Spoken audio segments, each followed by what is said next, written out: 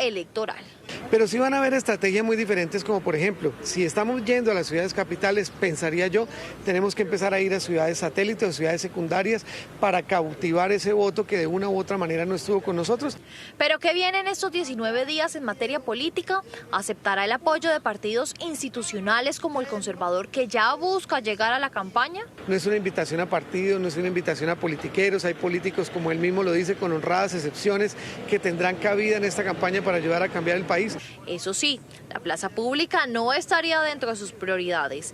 Dice que la política digital le estaría ganando a la política tradicional. Yo consideraría que él se va a mantener en el mismo estado de cosas que ha llevado, es decir, hablando con la gente, caminando, recurriendo, atendiendo medios de comunicación, hablándole a las personas de frente. Lo cierto es que Rodolfo, el candidato santandereano, le apostará en segunda vuelta a obtener 12 millones de votos.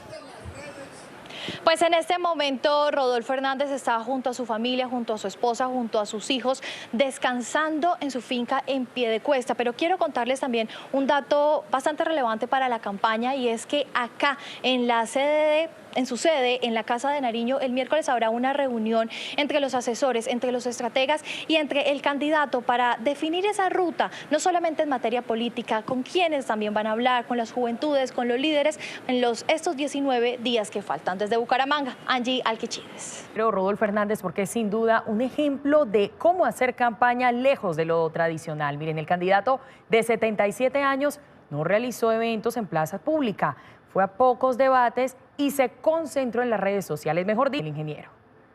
Desde el outsider hasta el populista, lo cierto es que Rodolfo Hernández es un fenómeno que le deja una lección a muchos. El país político cambió, las formas electorales se transformaron y las campañas ahora funcionan distinto. El ingeniero, como insiste en que lo llamen, tuvo un vertiginoso ascenso en las últimas semanas, con su estilo desabrochado y fresco, lleno de genialidad para muchos y de chabacanería para otros, pero que inevitablemente conectó con un electorado. Él reemplazó la plaza pública y lo que llaman discursos 20 julieros por las redes sociales, a tal punto que su cierre de campaña fue por Zoom. No robar, no mentir, no traicionar. Se define como el rey del TikTok. Re locos, papi, re locos, papi, re locos. Y no tuvo ningún problema en crear su propio personaje de la ficción. Voy a ser su presidente.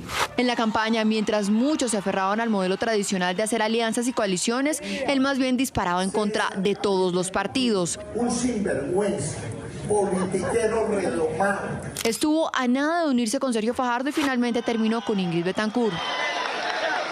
Ayer, mientras muchos se comían las uñas cuando recibían los resultados, él estuvo relajado en su finca. La tradicional celebración de tarima y comparsa la cambió por un discurso desde su cocina. Soy consciente de la necesidad de unir nuestro país. A Hernández todavía le queda el trecho a la segunda vuelta. Sin duda, su mayor reto será aterrizar las propuestas que pueden ser tan atractivas como improbables. Bueno, Augusto, usted es estratega y yo creo que ahorita la tarea también es para los estrategas, porque de verdad el país político cambió, electoralmente cambió, ahora hay que llegarle a los electores distinto. Hablemos de ese papel de las redes sociales, porque es que a Rodolfo no se le vio en la tarima con cientos de miles de personas alrededor, ¿no? El señor estaba tranquilo desde Zoom, haciendo Facebook Live. ¿Cómo cambió la campaña, la forma de hacer campañas? Mientras Gustavo Petro y Federico competían en fotos, quién llenaba más, quién tenía más gente, quién llevaba más gente, el ingeniero Rodolfo Hernández los puso a sudar a ambos, simplemente con un mensaje muy, muy sencillo, muy coloquial, pero además con un contenido más allá de las redes, cuidado, más allá de las redes es el contenido orgánico, el contenido con valor agregado, el contenido que a él se le hace natural. Sí. Ese fue el contenido que explotó y que creó un personaje en redes sociales. Quiero preguntarle por eso, por el contenido, porque muchos dicen esto es una muy buena portada, pero no tiene contenido. Rodolfo Hernández, ¿qué tan profundas, qué tan probables, qué tan realizables son las propuestas que él hace? Gira alrededor de un discurso. Mi lectura es que esta campaña se jugaba a tres valores: cambio, continuismo o continuidad y castigo. Representado este último, el castigo, por el ingeniero Rodolfo. Y yo creo que ese lenguaje, su propuesta principal, su derrotero principal ha sido ese: castigar a lo tradicional, castigar a la clase política. Augusto, para las próximas elecciones, ¿ustedes les van a recomendar más a los candidatos que hagan más Facebook Live y menos plaza pública? Las redes ¿Cómo sociales, cambia eso? las redes sociales venían siendo protagonistas, ya tenían una relevancia. Lo que pasa es que esperábamos una campaña que lo evidenciara, que evidenciara el valor de ese contenido digital, el valor no solamente de un Facebook, de un Twitter, sino el valor de redes alternas como Instagram, el valor de redes alternas y nuevas como TikTok.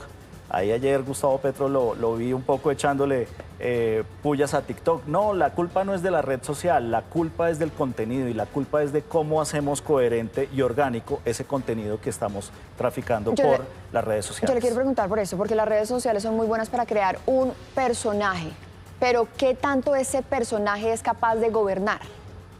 Digamos, hay una imagen, hay una iconografía, hay un discurso, pero obviamente moderando y actualizando, oxigenándose para que el electorado, el público, vea realmente alguien capaz de gobernar, de armar un equipo y de tomar decisiones. Eso, entre otras, es uno de los retos que tiene ahora la campaña de Rodolfo. Listo. Augusto, Paola, ¿usted tiene más noticias? Pues mire, Maritza, las elecciones de ayer también marcan un hito y un punto clave, y es qué van a hacer los partidos, con quién van a coger en segunda vuelta. Miren algunas de las pistas que han soltado en estas horas.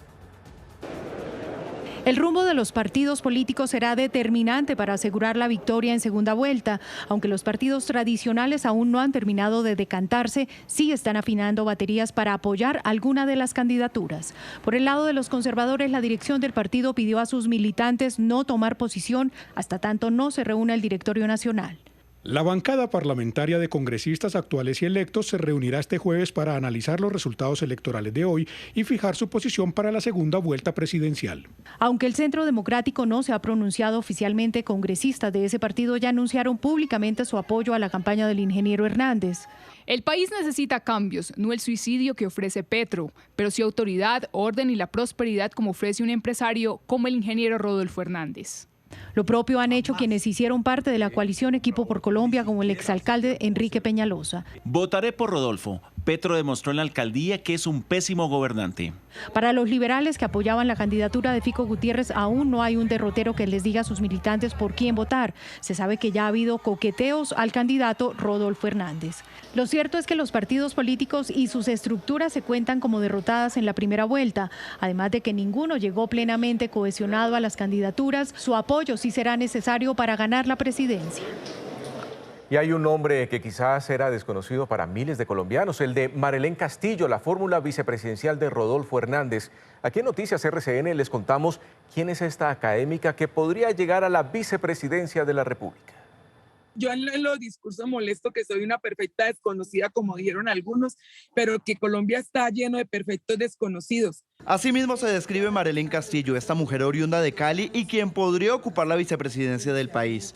Por azares del destino llegó a la política, todo luego de que el candidato Rodolfo Hernández la invitara a unirse a su campaña tras la renuncia de la periodista Paola Ochoa. Él pidió una hoja de vida. A sus seguidores, hojas de vida, y pues a un amigo me pidió la hoja de vida. Sé que la sometieron a estudio con los estrategas de campaña. Castillo es una mujer de familia que creció junto a sus padres y 4 hermanas. Su amor por la educación ha estado presente desde siempre. Es licenciada en Biología y Química, ingeniera industrial con maestría en Administración en el Tecnológico de Monterrey y doctora en Educación con énfasis en liderazgo educacional. Llevo 32 años vinculada a la educación. Llegó a Bogotá para vincularse a la Corporación Universitaria Minuto de Dios como vicerrectora. Posteriormente fue rectora de la Uniminuto Virtual y a Distancia. Es una mujer de principios católicos y que ha construido un matrimonio sólido, del cual tiene 2 hijos. Mis hijos me decían, mamá, es la oportunidad de servirle al país desde una nueva perspectiva. No conocía al ingeniero, sin embargo conectó con su discurso anticorrupción. Y es más, ya tiene claro cuál sería su papel en un eventual gobierno. De los jóvenes, cómo generar posibilidades para los jóvenes en 5 aspectos. Y un tercer punto, y por eso estoy aquí, las mujeres. Marelén podría ser el polo a tierra de Hernández. Es una mujer tranquila y conciliadora y ha sabido aprovechar los meses de campaña, pues ha buscado recorrer varias zonas del país de forma silenciosa pero decidida. Ella, quien hasta hace 3 meses nunca pensó llegar a la política, podría ser la nueva vicepresidente. La otra mujer opcionada para llegar a la vicepresidencia es Francia Márquez. Recuerden que a ella la conocimos como líder social y ahora es una reconocida política. Veamos un poco de su perfil. Francia Elena Márquez nació y creció en las montañas del Cauca, donde se cruzan paisajes únicos con escenarios de violencia. Heredó de sus abuelos el amor por el territorio y la naturaleza y desde allí gestó el inicio de un activismo por la defensa de la tierra y las comunidades ancestrales. Yo creo que soy parte de la gente humilde, de la gente de las zonas rurales. Se autodetermina como afrodescendiente y reseña en su biografía ser parte de la lucha contra el racismo y a favor de la libertad, la justicia y las mujeres. Yo soy una mujer, madre cabeza de familia. Yo a los 16 años quedé embarazada de mi primer hijo. Se ha dedicado a liderar la labor de varias organizaciones y comunidades que trabajan por el medio ambiente y los derechos humanos. Mi vínculo es con el pueblo, mi vínculo es con las mujeres, con las juventudes, con las gentes empobrecidas y excluidas. En 2018 recibió el que es considerado el Premio Nobel Ambiental. En 2020 se graduó como abogada de la Universidad Santiago de Cali y este año obtuvo el segundo lugar en la consulta del Pacto Histórico con 783.000 votos de respaldo. Desde su entrada oficial a la competencia electoral por la vicepresidencia, ha tenido algunas salidas polémicas, como decir que en el país los huevos se importan de Alemania. Pero ahora los huevos vienen de Alemania. También algunas posturas y aspectos de su vida que no han estado exentos de críticas. Esto es una intervención directa ya del gobierno de los Estados Unidos a través del embajador. Pues me trasladaron el CISBEN a Cali. Eso no es un pecado, eso no es un delito. Tiene 40 años, se aspira a llegar junto con Gustavo Petro a la Casa de Nariño. Las fórmulas vicepresidenciales, hablemos de eso rápidamente también, Augusto, porque cuando las personas van y votan por la dupla, ¿no? Por el candidato a la presidencia y el de la vicepresidencia. ¿Qué tanto le pueden sumar o restar de cara a la segunda vuelta? ¿O son figuras? Yo creo que la carga simbólica de lo que representa Francia Márquez pues va a seguir siendo un acompañamiento muy potente para Gustavo Petro. Yo creo que va a cobrar mayor relevancia. Pero alguien que va a cobrar muchísima más relevancia de cara a esta segunda vuelta va a ser Marelén Castillo, definitivamente la fórmula vicepresidencial de ¿Cómo puede Rodolfo. cobrar relevancia si ella nunca ha hecho política? Ahí puede estar. De hecho, ella su dice, soy una fortaleza. perfecta desconocida y quiero que me identifiquen así. Esa puede ser su fortaleza, además porque es muy coherente con lo que ha venido también sosteniendo Rodolfo Hernández. Es una académica, le puede aportar conceptualmente, le puede aportar en materia de debates. Esperaremos también los debates vicepresidenciales, entonces yo creo que ahí vamos a tener dos mujeres supremamente carismáticas, muy queridas y que tienen todo por dar. Augusto, yo quiero preguntarle por otro tema, que es uno de esos mitos que se cayó ayer, y es que supuestamente los que ganaban en las consultas eran los que pasaban a la primera vuelta. Total. Y que las consultas eran unas primarias. Eso se cayó ayer, porque claro, efectivamente pasó Petro, que venía de una consulta, pero todo el mundo sabía que él era el que iba a ganar en esa consulta, que ni siquiera tenía que pasar por la consulta. Incluso, y el otro no es de consulta. Incluso, Marisa, mucho nos equivocamos diciendo y proyectando después, o antes de las consultas, perdón, que lo de Rodolfo se iba a desinflar, como efectivamente pasó, pero que calculadamente también, en timing, pues seguramente la campaña advirtió que tenía que hacer algunos ajustes, dejó pasar los efectos de la consulta, dejó que todo el mundo también se desangrara entre sí y entró con un oxígeno nuevo de cara a esta primera vuelta. Se rompió el mito y yo creo que eso también habrá que tenerlo en cuenta para las futuras elecciones. Bueno, Paola, hablemos ahora de esas propuestas que son entre atractivas y a veces improbables. Pues sí, Maritza, ese es un tema muy clave que tenemos que revisar, entonces en el siguiente informe vamos a ver algunos de los apartados que hay en los diferentes planes de gobierno, tanto de Gustavo Petro como de Rodolfo Hernández. Miren. Toda familia colombiana debe tener derecho a conocer el mar. Esta fue una de las propuestas del ingeniero Rodolfo Hernández, que generó controversia, pues aseguró que de llegar a ser presidente garantizará que los ciudadanos tengan el derecho de conocer el mar. También haya vacaciones. En su paso por Noticias RCN, en la sección Candidatos en la redacción, se refirió a otra de sus polémicas propuestas, quitarle la chequera a más de 3.000 funcionarios públicos. Usted, si tiene chequera, no puede girar hasta que no tengamos una base base de precios de bienes y servicios en el cuales están aprobados. El resto no puede pagar sino nómina. Tal vez una de las que más generó reacciones fue el llamado quinto decreto, en el que declara el estado de conmoción interior por 90 días. Con el fin de conjurar las causas que atentan gravemente contra la estabilidad institucional y hacen peligrar la convivencia ciudadana originadas en la endemia en que se ha convertido la corrupción. Pero Gustavo Petro también ha tenido sus propuestas polémicas, como la de perdón social y la visita a la cárcel La Picota de su hermano Juan Fernando Petro, para hablar con varios condenados por corrupción, entre esos Iván Moreno. No hubo en la conversación de la Comisión Intereclesial con los presos ni ofrecimiento ni rebajas de penas ni petición de votos. Los presos de Colombia sí están interesados en un proceso de perdón social que nada tiene que ver con indultos o cosas similares.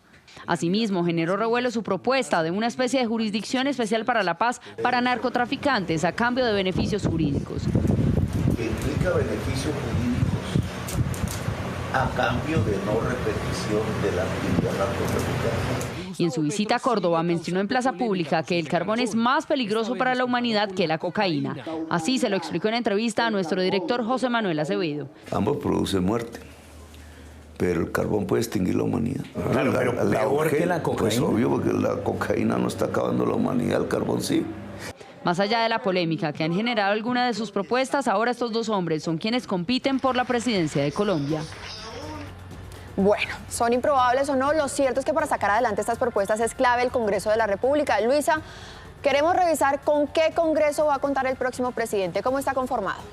Maritza, televidentes, ¿qué tal? Muy buenas tardes. Pues mire, sea cual sea el candidato que sea elegido como presidente en segunda vuelta el próximo 19 de junio, la conformación del Senado de la República está de la siguiente manera. Miremos, el pacto histórico tiene 20 curules, además el partido de la U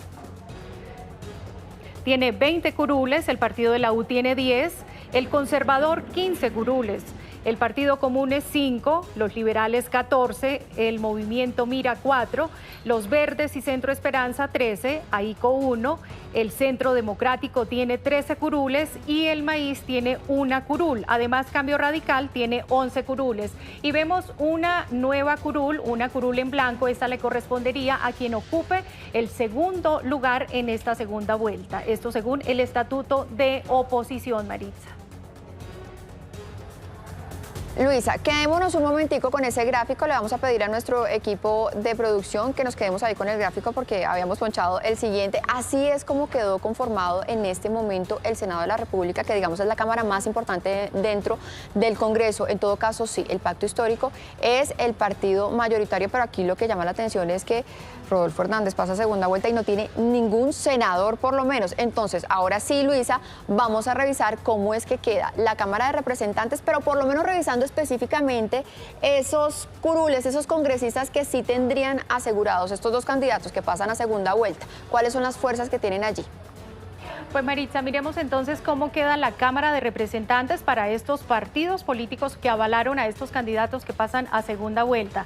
Gustavo Petro tiene 20 senadores, como ya lo veíamos, y tiene 30 representantes a la Cámara, mientras que Rodolfo Hernández tiene 2 representantes a la Cámara. Claramente ninguno de los dos tiene mayorías en el Congreso, por lo que tendrán que entrar a hacer alianzas para conquistar esas mayorías.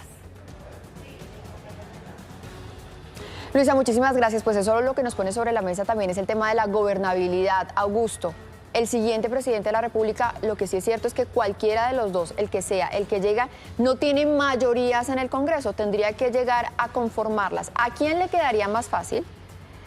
¿Y qué va a pasar? ¿Cómo sería esa gobernabilidad? Sí, como tú muy bien lo adviertes, Maritza, gane quien gane, va a tener complejidades en el Congreso, tanto en Senado como en Cámara. Pero definitivamente yo creo que Rodolfo Hernández sería el mayor reto. Tendría que comenzar de cero una agenda con el Congreso de la República. También sus mensajes en las últimas semanas. Sobre todo porque una de sus propuestas es que a los que no les vote los va a exponer con una foto gigantesca en una rueda de prensa todos los días. Entonces, en la Casa de Nariño. Uno no lo duda, pero también yo creo que hay que ser sensatos y sinceros en algo. Pasada la campaña, pues ya vendrá el talante presidencial, el respeto por el cargo, el respeto por el despacho, por las decisiones, y yo creo que ahí pues obviamente la sensatez y el llamamiento a los acuerdos para trabajar en una agenda nacional, ojalá en armonía con el Congreso, independientemente de quién sea Gustavo Petro o Rodolfo Hernández, el presidente, yo creo que se tiene que dar. Obviamente ya Petro tendría un espacio ganado, pero también hay una bancada importante que hará oposición. Sí. Vamos a ver qué pasa. Augusto, ahora, para cerrar, hablemos muy rápidamente de esos dos candidatos que no pasaron a segunda vuelta y arranquemos por Sergio Fajardo. ¿Él es ganador o perdedor? Porque muchos dicen perdió porque quedó muy abajo, pero otros dicen ganó porque alcanzó el umbral. Hubo un momento en el que parecía que ni siquiera iba a alcanzar el umbral. Digamos, lo de alcanzar el umbral es un asunto más administrativo y económico para ser susceptible de la reposición de votos, pero políticamente, digamos, no pasar del casi, como él mismo lo promovió, pasar del casi hace 4 años a menos de 1 millón de votos, pues políticamente pues es de alguna manera triste y sobre todo ya en el final de su carrera política. No sé, no lo ha anunciado, pero creería yo que este es el cese de su vida pública o electoral, digamos, electoral. Y en el caso de Fico, pues bueno, Federico Gutiérrez. Yo creo que perdió electoralmente. Electoralmente perdió, pero yo creo que Federico habrá para otros episodios más. Él ya lo hizo en Medellín, de hecho, él se presentó la primera vez, perdió incluso acompañado en las vallas y en la publicidad de Álvaro Uribe, y se presentó después de forma independiente con una lista propia y ganó. Esa fórmula ya la conoce y yo creo que la va a repetir. ¿Dentro de 4 años podríamos volver a ver a Federico Gutiérrez? ¿Podríamos volver a ver otra vez a Sergio Fajardo? Yo tengo dudas en lo de Sergio. Repito, no lo ha anunciado. Dijo hace 4 años que hasta ahí llegaba su vida electoral, volvió a aspirar. No sé, no creo que lo vuelva a hacer, pero en el caso de Federico Gutiérrez, yo creo que sí, vamos a tener un Federico Gutiérrez dentro de 4 años. Pues Augusto, muchísimas gracias por esta lectura del país, de todos estos resultados, de lo que pasó, de las sorpresas. Maritza, les queda a ustedes también un reto como estrategas. Claro que sí, vienen 20 días bien emocionantes, la verdad.